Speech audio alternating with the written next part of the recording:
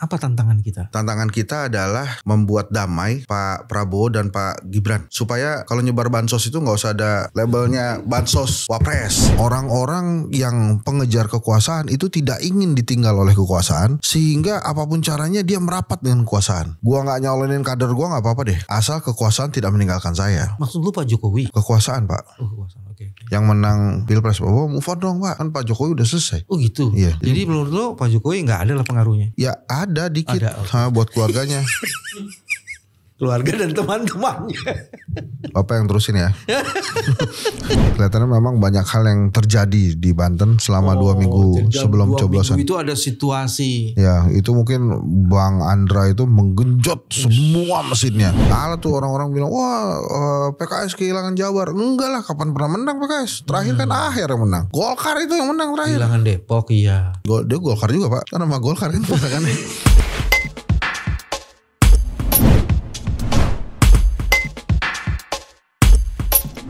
Bismillahirrahmanirrahim. Assalamualaikum warahmatullahi wabarakatuh. Teman-teman, jumpa lagi di channel ini. Channel yang terus-menerus menjaga kebesaran kewarasannya. Kebesaran kewarasannya itu penting itu. Bukan hanya kebugaran kewarasannya, juga kebesaran. Langsung bajunya ditarik. Henry senyum-senyum karena 3 alasan. 1, di sebagian wilayah yang memang diasuhnya memperoleh kemenangan. Di tempat lainnya kehancuran yang akan dilihat. Tapi bukan itu yang hendak kita kulik, bukan itu. Hari ini dia merayakan keberhasilannya menjadi ketua IKA, Ikatan Alumni Forum Fakultas Ilmu Komunikasi, ya. Universitas Pajajaran. Ya. Nggak pakai politik uang kan? Nggak. Tidak seperti sebagian pilkada yang masih pakai politik uang. Di IKA tidak ada politik uang. Henry menggunakan politik senyum untuk bisa memenangkan. Enggak, itu musyawarah mufakat Pak. Iya makanya politik senyum kan. Musyawarah. Bukan juga, jadi begini. Kan saya dicalonin sama teman-teman. Ada calon lain nggak? Ada. Kalau ada calon lain ya udah dia aja. Kan? Karena buat apa voting kan? Orang diajarin yang musyawarah mufakat, kita ajarin dong hal-hal yang lebih baik, yang lebih maju. Terus dibandingkan yang pernah terjadi gitu. Akhirnya tim sukses saya Pak, gerilya. Oh melakukan tekanan. Ya, bukan tekanan. Oh iya. Maksudnya bukan tekanan Pak. Mengubur mimpi-mimpi kandidat itulah. Itu Vkom Unpad itu alumninya bagus-bagus Pak. Bagus-bagus ya. Bapak mau saya sebutin salah satunya. Pramono Anung, Boy Rafli Amar gitu. Krisna Murti, temannya Pak Novel tuh. Iya. Oh gitu ya. Ronald Surya Praja, Soleh Solihun. Itu yang dia sebut itu adalah calon-calon kliennya dia di masa yang akan datang. Gue udah tahu lah strategi komunikasi. Hari ini kita mau serius bahas tanpa menyebut siapapun, untuk menyalahkan siapapun, apa yang sedang terjadi di Indonesia dalam pemilihan pilkada. Ya, saya menyitir ya atau meniru perkataan para kepala daerah yang menang. Oke. Ini bukan kemenangan saya pribadi, tapi ini adalah kemenangan seluruh rakyat. Yeah. Saya juga mau gitulah. Jadi nggak ada lah itu saya ada yang menang, ada yang hancur, nggak. Semuanya menang karena ini untuk Indonesia. Strategi komunikasi yang cerdas sedang diajukan. Hen, apa tantangan kita? Tantangannya apa? Tantangan kita adalah membuat damai Pak Prabowo dan Pak Gibran. Supaya kalau nyebar bansos itu nggak usah ada labelnya bansos wapres. Jangan gitulah. Bukannya bansos Nusantara? Bansos negara aja udah. Bantuan sosial dari negara. Jadi saya tuh prihatin juga tuh.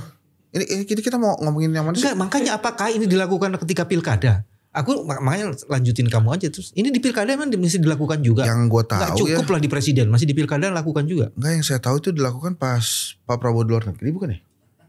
Oh gitu. Antum nih sebagai sahabat Prabowo masa nggak tahu pura-pura aja. Saya terpancing ini pemirsa. Iya. Enggak, itu kan yang melakukan itu, yang memahami secara detail biasanya kan surveyor yang memberikan advis politik. Itu jangan-jangan advis dari lu kali. Enggak. Beliau ke luar negeri. Enggak, saya rasa hubungan itu semakin lama semakin membaik ya. Karena terbukti begitu Pak Prabowo pulang kan semakin baik hubungannya gitu. Kalau gue sih menilainya seharusnya Mas Gibran bisa menahan diri lah. Supaya kita nih adem ayem lah. Karena menurut gue juga Pak Prabowo kan orangnya gak bisa marah ya. Sama apa lu bilang? Gak bisa marah sama Gibran. Ya gak bisa marah dia kan gak enak sama bapaknya kan sahabatnya. Jadi mungkin ditegur secara harus lah Mas Gibran kalau mau bagi-bagi buku, bagi-bagi susu. Yang ngomong sama saya lah kalau ada bansos ya tulislah bansos presiden dan wakil presiden gitu. Kalau kemarin ditulisnya apa?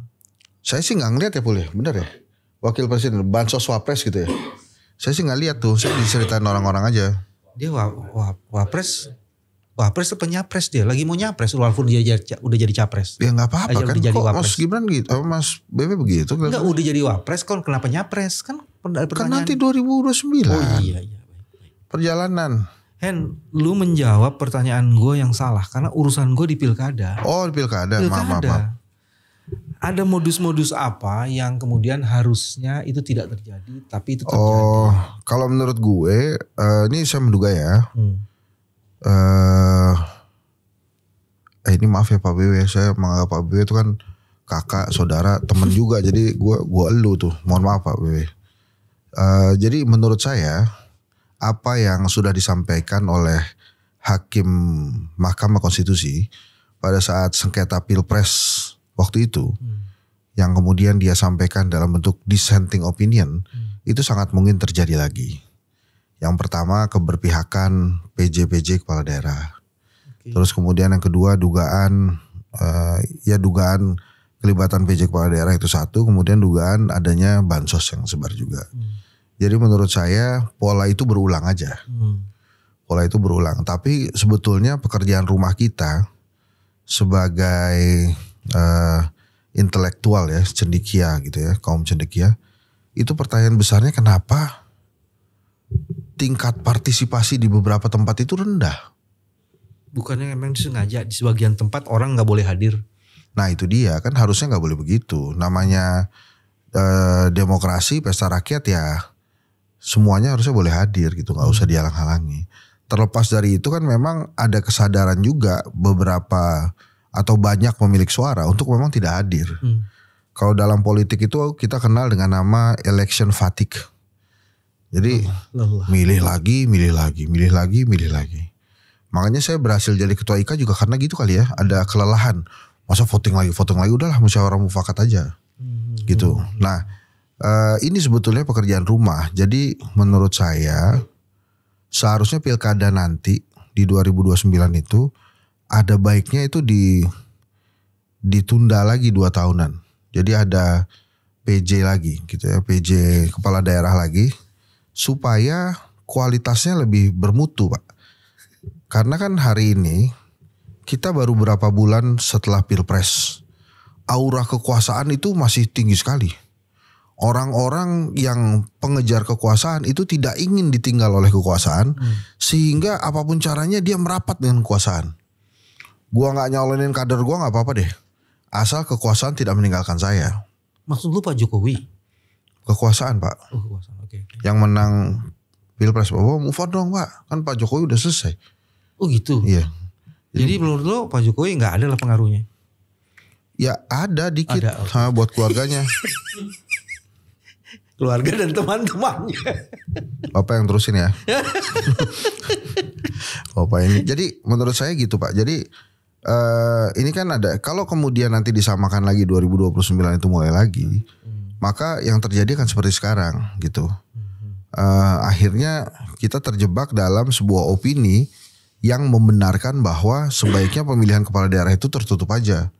Nggak usah lewat one man one vote.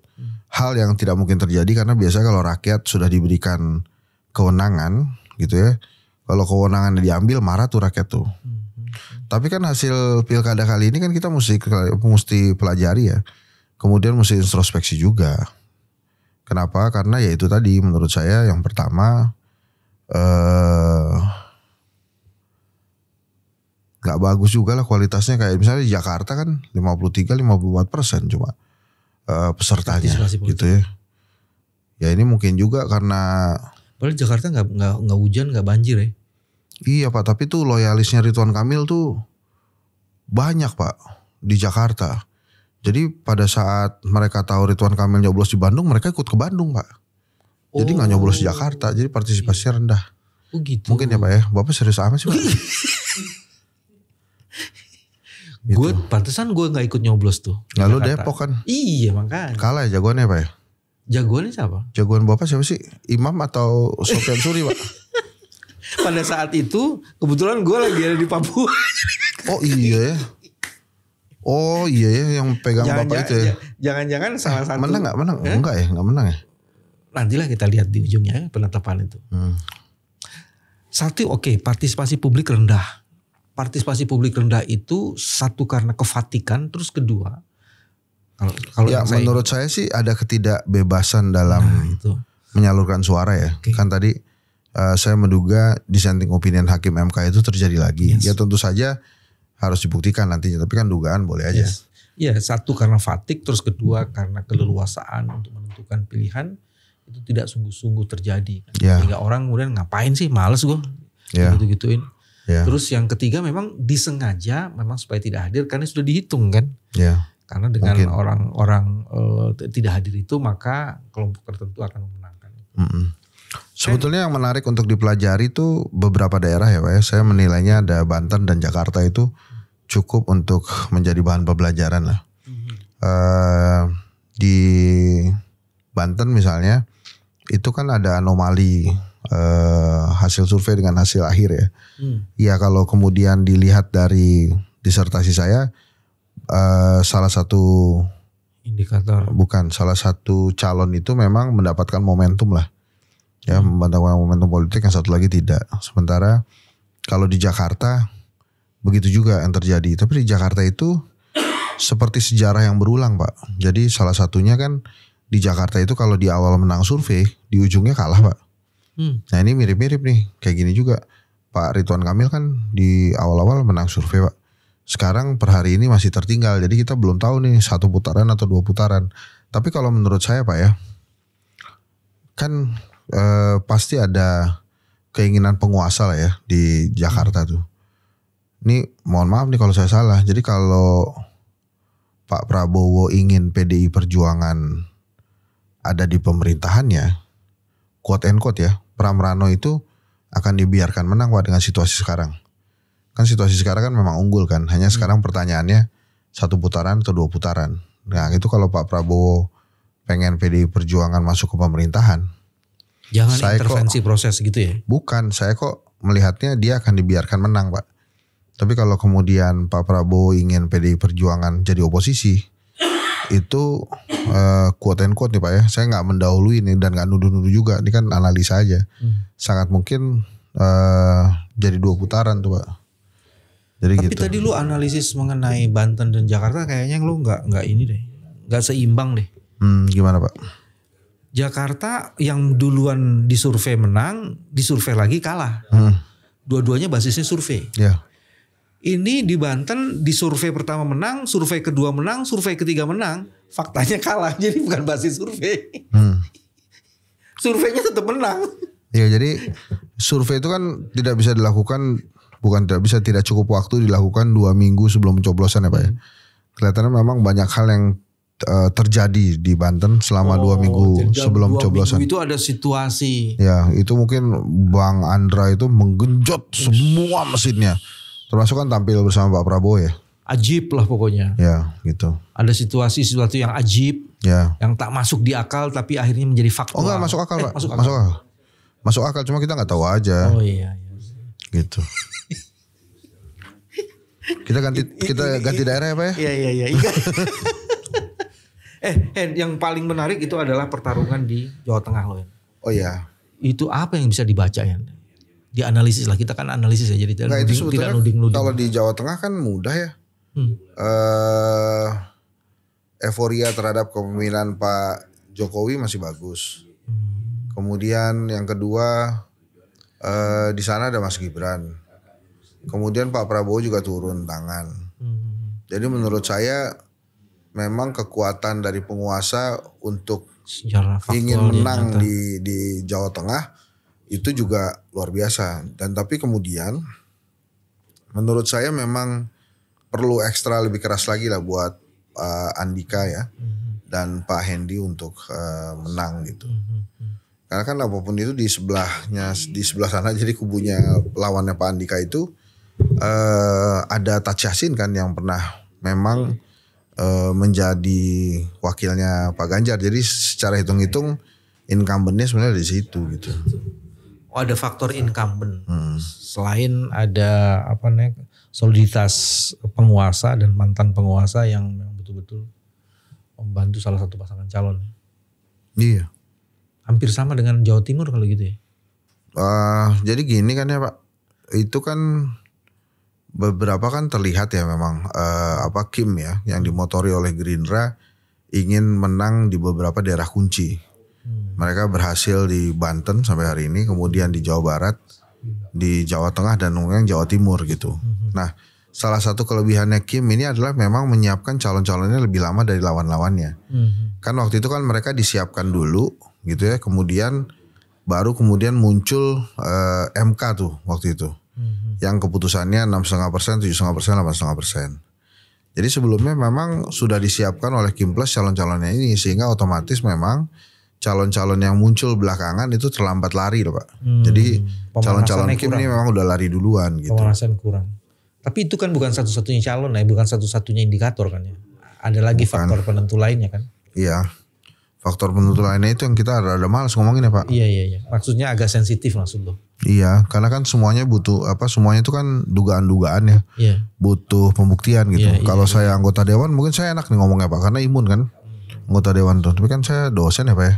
Nanti dikurangin jam ngajar saya makin kecil Pak pendapatan Pak. Kalau dosen tidak perlu melihat secara jujur dan lihat Pak jujur Pak, tapi itu terjadi di kelas saja nanti Pak.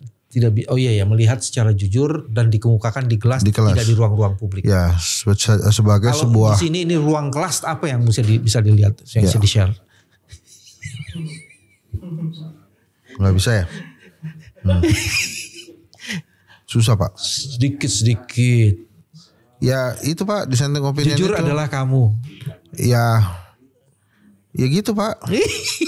Udah itu saya udah jujur itu dissenting opinion itu dugaan yang hakim MK dissenting opinion itu saya duga terjadi lagi gitu. Yes. Saya mendapatkan informasi. Pak saya mau nanya dong Pak, kalau menurut Pak BW pilkada itu masih perlu nggak? Kalau semua elemen yang harusnya menegakkan objektivitas terlibat. Satu buku tuh saya baca, apa bedanya pacuan kuda dan pilkada? Apa Pak? Gak ada. Kalau seluruh elemen yang menjadi bagian penting mengawasi proses itu tidak sungguh-sungguh mengawasi, gak ada bedanya. Pilkada dan pacuan kuda itu sesuatu yang tak ada bedanya. Karena kalau menurut saya begini Pak, yang terjadi itu saya misalnya penguasa Pak ya. Amin ya Pak. Amin. Terus amin. Saya minta Pak BW maju lah. Pak BW maju ya di Jawa Timur. Pasti kan responnya Pak BW kan bukan siap dulu. Waduh gimana Pak, saya gak punya amunisi. Udah pokoknya maju aja. Saya pastikan menang lah. Nah kalau misalnya penguasa bicara pastikan menang dalam sebuah kompetisi, kan mendingan ditunjuk aja kayak zaman Pak Harto dulu Pak, nggak gitu ya? Gitu nggak sih? Nggak ya? Iya. Mudah-mudahan jawabannya nggak sih? Iya itu kerajaan banget itu kalau begitu. Nggak kan soalnya kayak misalnya si A maju, kita udah tahu lah dari awal dia ini orangnya penguasa, jadi pasti menang. Sumatera Utara lah Bobi gitu kan. Iya Medan banjir ya bener. Terus lapangan Merdeka tuh ya hancur lah. Waktu coblosan juga hujan, ya masyarakat Medan juga ngerti gitu. Wah ini bakal dan banjir. Ada sekitar 4-5. Iya tapi kan terus hancur-hancuran. Kita dari awal kan udah mikir Bobi menang lah ini. Menang beneran kan Pak? Iya. Gak ada kejutan gitu maksud saya. Ya terus maksudnya lu terima aja begitu. Nah itu dia kan. Kita kan jadi bertanya-tanya ya Pak ya. Kan rata-rata daerah jangan begitu. Jangan tanya lawan. Nanya melulu kayak penulis. Beberapa daerah udah begitu Pak. Ini kan yang menurut saya yang perlu introspeksi ya Golkar Pak. Golkar kan kehilangan Jawa Barat, kehilangan Banten, bukan PKS loh Pak yang kehilangan. Salah tuh orang-orang bilang wah PKS kehilangan Jabar. Enggak lah, kapan pernah menang PKS? Terakhir kan akhir yang menang. Golkar itu yang menang terakhir. Kehilangan Depok iya. Kita kehilangan dia Golkar juga Pak. Kan nama Golkar kan kan Depok tuh. Jadi menurut saya ya PKS ya mesti introspeksi. Tapi menurut saya juga Golkar juga gitu. Menurut saya sih justru kehilangan banyak itu ada di Golkar tuh. Oke. Gitu. Menarik tuh analisisnya. Yang paling banyak kehilangan Golkar. Tapi Golkar setelah menemukan pimpinan sejatinya kan. Iya. Dia memunculkan ya, bukan menemukan. Iya. Ya makanya saya nggak mau ngejudge ya, tapi nanti coba itu kan perkiraan saya melihat dari Banten dan Jawa Barat itu banyak kalah Golkar. Iya. Tapi itu menarik, lu jangan ngelihat. Tapi Kalimantan Timur menang tuh Golkar ya, Rudi Masud tuh. Siapa? Rudi Masud. Oh Rudi Masud. Lu nggak lihat dong political marketingnya siapa gitu. Pasti bukan Henry Satria. Gua bos. Oh iya. Lu yang bener. Serius tanya Bang Rudi Masud.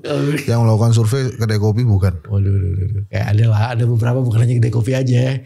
Iya lu laku juga, cuma aku gak ngerti. Lu kenapa sih kalau gue menang lu katanya gak rela banget? Kan gue bilang lu menang, lu di Bali menang. Sahabat-sahabat gue menang kok itu. Menang, di Bali menang. Bagus itu, luar biasa. Ini kemenangan lagi-lagi bukan untuk yang kalah. Kemenangan lah untuk yang menang. Iya, Maaf. Iya. Ada refleksi apa lagi selain tadi bahwa kalau begini caranya penunjukan aja itu refleksi apa lagi yang perlu di? Satu kan memang tadi harusnya ada jarak ya. Terus kemudian dissenting opinion hakim MK itu tidak boleh terjadi lagi. Terus menurut saya yang ketiga rakyat mesti menyiapkan dari sekarang the next calon-calon kepala daerah memang bagus-bagus gitu. Jangan sampai kemudian mereka nggak peduli terus tiba-tiba begitu ada kota kosong mereka marah. Kan kejadian ada kota kosong menang tuh ya 2 ya. Dan 2029 kota kosong dijadiin loh bos. Jadi kalau memang ada pilihannya di kertas suara. Iya. Nah itu makanya maksud saya dari sekarang mesti disiapkan lah. Saya sih yakin lah Pak Prabowo dan Mas Gibran ini adalah sosok yang bagus lah memimpin di 2024 sampai 2029. Karena menurut saya ada perbaikan-perbaikan yang dilakukan oleh Pak Prabowo. Aman ya Pul? Aman ya. Gibran melakukan perbaikan? Ya perbaikan di dirinya Pak. Bagus itu. Ini kan kayak misalnya Pak Prabowo tuh ya kemarin bilang FEUI itu bilang kan sekarang tuh stimulus ekonominya orang Indonesia itu ada di 2 kejadian, liburan dan hari besar. Langsung direspon sama Pak Prabowo. Diperbanyak lah. Harga pesawat diturunin Pak. Supaya orang bisa liburan. Yang bisa liburan Pak. Tapi kan gak apa-apa Pak. Harga pesawat diturunin supaya orang bisa liburan yang bisa liburan. Ya. Dan yang punya uang. Karena deflasi tetap terjadi kan. Ya gitulah. Walaupun buruh sekarang katanya mau dinaikin ya. Naik Pak sudah 6,5% Pak. 6,5%. Yang naik buruh. Ya kan? Jadi Bapak juga jangan pura-pura gak dengar. UMKM yang lain belum kan baru buruh. Oh ada ya utang-utangnya mau diiniin ya. Ya udah itu. Udah yang nelayan dan petani. Okay. Nah itu Pak jangan lupa Pak 6,5% Pak. Ini teman-teman di sini harus naik nih gajinya 6,5%. Dia bukan buruh. Nah itu yang jadi masalah. Dia bukan buruh. Dia adalah tuan atas dirinya. Dia bukan buruh. Giliran itu naik, lain dengan giliran tempat naik lo. gaji aja tuan atas dirinya. Giliran ada perintah disuruh-suruh. Itu bedanya dengan tempat lo. Pekerja lo buruh. Saiful tuh memerintah gua. Apa gak tuan dia? Oh iya. Waktunya ada narasumber dia gak cari. Kita yang nyari narasumber. Itu kan nanti Itu keputusan atas diisi atau tidaknya dompetnya Saiful ada di mana tuh? Di dirinya sendiri atau di orang? Istrinya. Ya. Apalagi ininya refleksinya. Lu kayaknya sekarang mulai banyak memuja-muja lu. Enggak, gue gak muja. Gue bicara atas kenyataan. Iya. Tapi gak apa-apa sih kan. Itu tapi ntar sekali-sekali Pak ya diundang Prof Hikmahanto tuh Pak. Ngomongin soal geopolitik kan, ini kan kemarin kan Pak Prabowo pulang dari Cina bilang China itu akan membiayai makan siang bergizi gratis. Itu as in return-nya apa Pak ya? Kita kasih apa tuh ke Cina? Tapi jangan ngomongin itu dulu deh, kita lagi ngomongin pilkada. Oh iya. Ini pilkada apa lagi Pak? Udah ya Oke. Pak. Yang kemudian. Nah sekarang ini penyelenggara, menurut lo penyelenggara oke nggak? Ya nggak oke lah Pak. Masa oke? Ya itu makanya itu harus analisis. Kalau nggak oke, apanya yang nggak oke? Kayak Bawaslu kebingungan. Kebingungan kenapa? Lah kebingungan dia nentuin itu Pak Prabowo melanggar atau tidak. Oh yang ketika memberi itu. Ya. Oke. Kan kebingungan dia sampai bikin ini minggu nggak apa-apa gitu-gitu. Hari libur kan kebingungan itu. Itu tanda-tanda orang kebingungan itu Pak. Mau memutuskan gak jadi Pak. Diundur-undur. Itu Karena bingung cari tuh. alasan dulu. Ya. Kan padahal sebenarnya gampang aja Pak. Dibuka aja tuh pasal 9 UUD 45 tuh kan ada sumpah presiden. Nah telahnya dari situ. Menegakkan aturan seluruh-seluruhnya gitu Ini kan. lurus kan nih. Ini adil kan nih. Kan gitu Bos. Tapi itu tadi Yang satu. nggak menegakkan aturan seluruhnya Bawaslu dong. Jadi bukan Pak Presiden. Bawaslu kali. Begitulah. Tunggu dulu Itu KPU-nya. ada pemilihan gak sih Bawaslu tuh? Udah lah ya. Ada. Udah selesai deh. Penyelenggaranya KPU-nya gimana KPU? Ya sama Pak, bingung juga. Apanya? Indikator kebingungannya apa? Misalnya Pak ya, rebutan TV Pak mereka tuh. KPU di daerah itu Pak. Kebingungan mau live-nya di mana Pak? Oh waktu debat. Iya. Itu keren canggih-canggih loh. Saudara-saudara kita yang di kemarin tuh kan saya sempat waktu itu lihat dari Lu jadi Raja panelis? Ampat. Raja Ampat datang ke Jakarta live di Lu sini. jadi panelisnya ya? Enggak Pak, saya Cuma ngelihat aja. saya tukang baca kan Pak. Jadi enggak cocok lah jadi panelis. Tapi kan itu menyenangkan juga untuk Nah, teman-teman. kalau menurut gue pas gue nggak jadi panelis karena ada beberapa daerah yang pasti ada yang kontestannya itu pasti Bagian dari. kliennya kedai kopi gitu. Kalau saya jadi panelis kan nggak. Iya itu konflik of interest. Bajingan. Kalau saya kalau sih gitu. langsung ini aja langsung bilang nggak bisa gue karena ini ada klien gue gitu-gitu. Tapi itu katanya menyenangkan banyak kalangan. Terutama kalangan televisi karena banyak tayangan-tayangan. Ya saya sih seneng Pak ya. Televisi kan juga teman-teman kita ya. Ya sekali-sekali lah mereka happy naik gaji. Iya.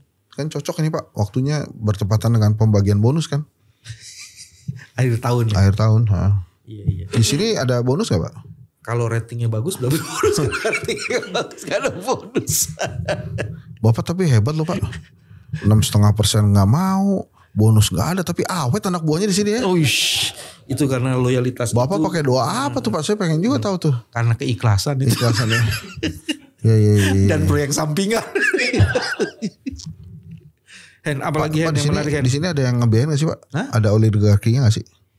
Oligarkinya di belakang ini? Nanti saya tanya sama Mas Novel. Nggak, yang saya tahu sih ini Pak, apa namanya? Iklannya udah nggak ada nih Pak. Tadi kan di sini ada iklannya nih kan. Karena udah nggak ada nih. Gak ada. Jadi udah bagus lah. Artinya udah mandiri lah. Iya, bagus Pak. Apalagi Kalau Pak? survei apa yang paling menarik ke depan? Kan kalau udah selesai lembaga survei apalagi tuh kerjaannya ya? Oh, kalau survei itu kan ilmiah ya Pak ya.